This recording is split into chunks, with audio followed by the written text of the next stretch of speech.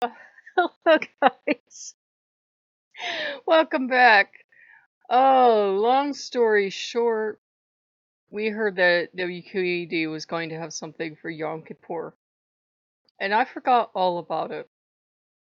And we listened to it, and I remembered why I left Christianity because if you think Odin has anger management problems, this is the god that, no joke, this happened. This isn't a fantasy. They would tie a rope around the priest's waist, the high priest, so that once a year when he could go into the Holy of Holies, if God struck him dead, they could pull his body out because what happened before is that they found out that if God struck him dead and you went in to retrieve his body, he'd get you too.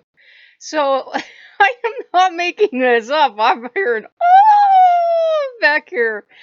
Loki was like, my stars when it came up, though I'm sure he knew. So yeah, this is the Old Testament Jehovah that's really unstable and grouchy and moody. And basically, the holiday is about they've atoned and they're begging him to please forgive them and reminding him. One second.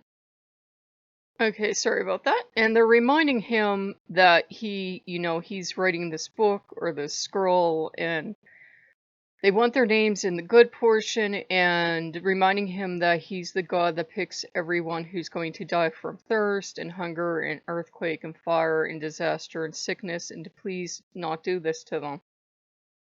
And I can feel the gods listening as I'm listening, because I forgot how extremely touchy this deity is. And they're all just like kind of rearing back. And I thought, no offense, who could worship a deity that touchy? Odin might be difficult, but as he pointed out, he's not going to strike me dead. He held his peace till about the end when they begged God not to hurt them because they are just sheep. And he roared something about being a wolf, and if that sheep comes over here, he'll give that sheep what for. And I just kind of looked at him. He goes, "You're not going anywhere near him." Ah! And I just kind of looked at Odin. He goes, "People say I'm bad. He's killing his priest. You heard it. He's killing his priest." And I just kind of looked at Odin because this is the god that all of his stories end in someone's death. I get this idea he's trying to look innocent and adorable, and that's great and giving he's a god of death. Um, And so the gods were just utterly baffled because it's 24 hours of from sundown to sundown, 25 hours I think, of fasting, abstaining from intimate relations, not taking a bath, and you could feel depending on what their worship consisted of, all the gods were horrified at some aspect of that. I think Dionysus fainted. And I can feel Bastet like, no, not bathing. Not bathing? You're going to be dirty? Uh, I have to sit down. So it's just they all have their different likes and dislikes. And this is a god that wanted to be apparently as different as everyone else because he made sure he had these roles, or his people made sure he had these roles. So any kind of attraction or connection or calling I would have thought I felt as soon as I was reminded of how he used to kill his priests in the Old Testament, and he did, he would kill his high priest on a regular basis. That's why the rope around the waist. I was like, no. And I didn't like the idea because I forgot how good pagan gods treat us. I didn't like, please don't be offended if you're Christian. I didn't like the idea of having to beg God not to hurt you. As angry as Loki can get, as much as he can thunder and rage and threaten you, you know very well he wouldn't do anything. Or try me and find out. Eh! So, he likes to threaten us because he knows fear works, but he wouldn't actually hurt us. I can't think of a single Lokean that was ever struck dead. I heard, would you like to be the first? So yeah, our gods aren't going to strike us dead. Our gods aren't mad at us. One thing this one rabbi is Leonard Nimoy's narrating us. At the time the Jewish people were being persecuted pretty heavily, and this bishop used to keep coming to the rabbi and try to get him to convert. And remember, this was very dangerous time. And finally, to buy himself 5 minutes, the rabbi goes, "Okay, I'll think about it. I'll think about it." He was stricken with grief and guilt. I'm like, you said the smart thing. Why are you sad? You can either live or die. Oh my God, you're ready to die for your God just so you don't say the wrong thing.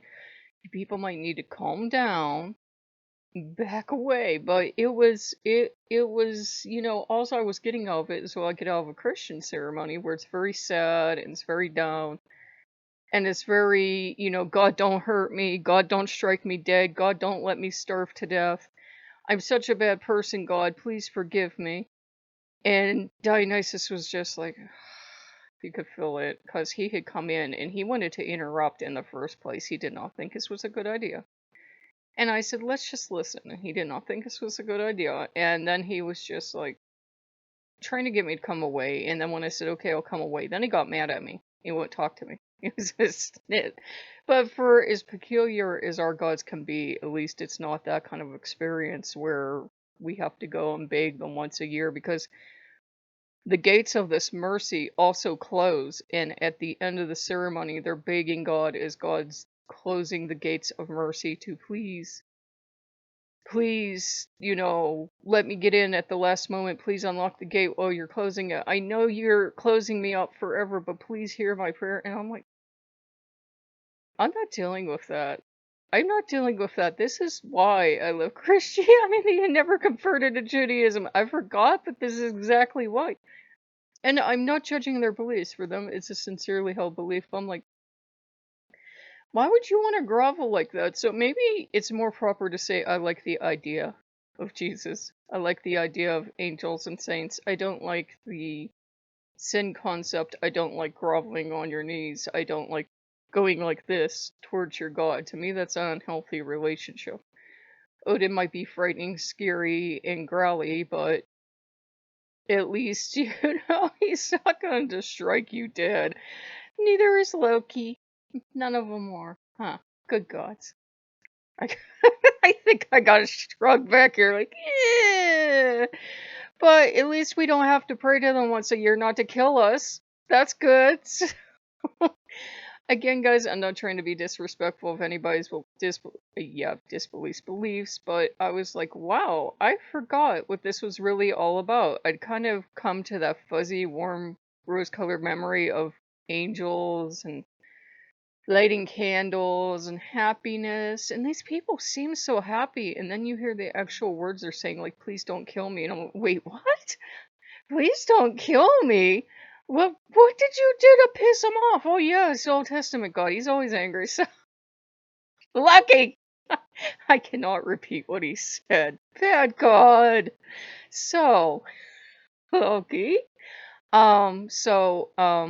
Loki's being bad and saying very inappropriate things about another deity, but Loki don't care. Loki don't respect Odin, so Loki's not gonna respect anyone else. I got So, if you guys like what you see, like, comment, subscribe. And I was like, I knew it. I knew either Loki or Odin or somebody would drag something out and be like, see, this is why you left. He kills his priest. We don't kill our priest. Loki said they're gonna get a rope and tie it around my waist so every time I pray they can yank me back. He's evil. So I will see you guys later. Bye bye.